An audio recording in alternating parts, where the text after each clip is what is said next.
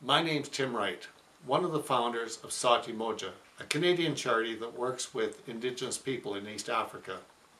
We work with the Maasai of northern Tanzania. We work with their local leaders who want to initiate development programs in their communities. We help them to be successful, providing finances and any other support that is required. A few years ago, Sarah, a Maasai lady who had retired from teaching, came to us asking support for her vision.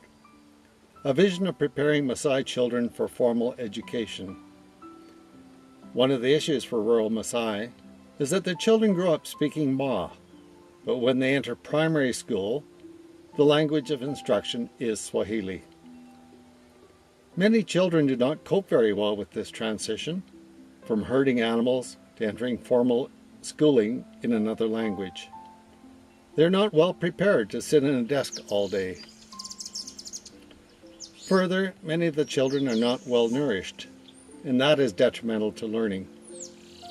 Therefore, Sarah established a health program that includes nutritious lunches and medical checkups.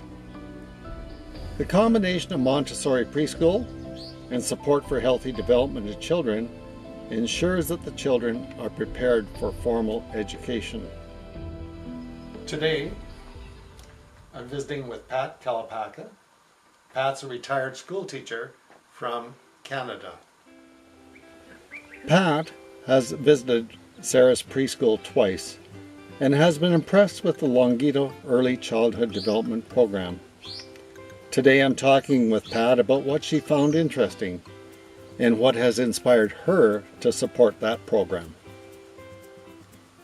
Well, as a teacher in Ontario, in Canada, where all of the children have an equal opportunity in school, it's an important basis for me to see in Longito, where these children have the opportunity to learn Swahili and then go into the public school on equal footing with all the other students. Just the basics that I see these children learning and understanding, the use of a latrine, washing their hands, simple hygiene, and the nutrition program that goes with their learning at school is amazing. When I saw little children show up for both the morning and the afternoon class because they were so excited to learn, that was impressive to me. It didn't matter how crowded the classroom got. The teachers took them all in. When we helped to provide the classroom at Alta Plessis, to go in and sit on the mats with the children and see what they learned and understood and are able to transfer through their learning in the Montessori activity style program was really rewarding, and we're glad that we were able to help in that way. And you and some other friends were the ones who provided the money that put a concrete floor in the traditional structure, the mats for the kids to sit on. Is that correct? That's true. It was the Retired Teachers of Ontario, and through our speaking engagements we were able to raise enough money.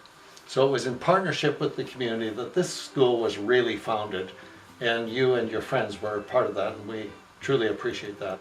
Well, I appreciated getting the updates and the photos from Corey on the building of it, and to see the Maasai men and women working together on that classroom structure, weaving the twigs together. I watched grandmothers bring a load of twigs every day, knowing that that construction was coming, and I watched the grandmothers and the mothers stay and listen to the Swahili that the children were learning, and I just thought that's going to spread through the community. It's not just going to be the children that do it, it's going to be the parents that pick it up as well. Great. Recently, Sauti Moja established the Kids4Kids initiative. Kids4Kids is partly about supporting the school, but more than that, it's about creating understanding among North American children about the lives of Maasai children.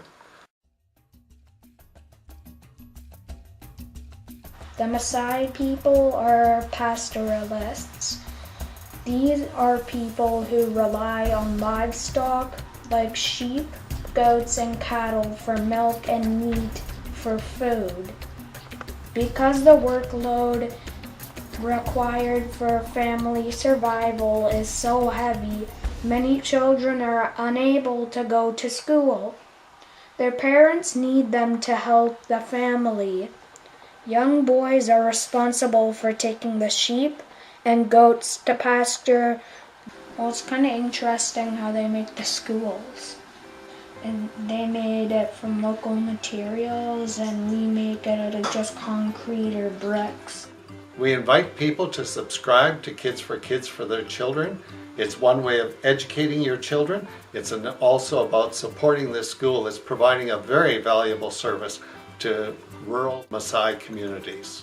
I subscribe to Kids4Kids for my granddaughter Brooklyn because she didn't need more things.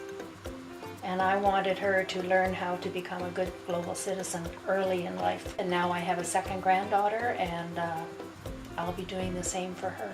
Wonderful. Yeah. Thank you.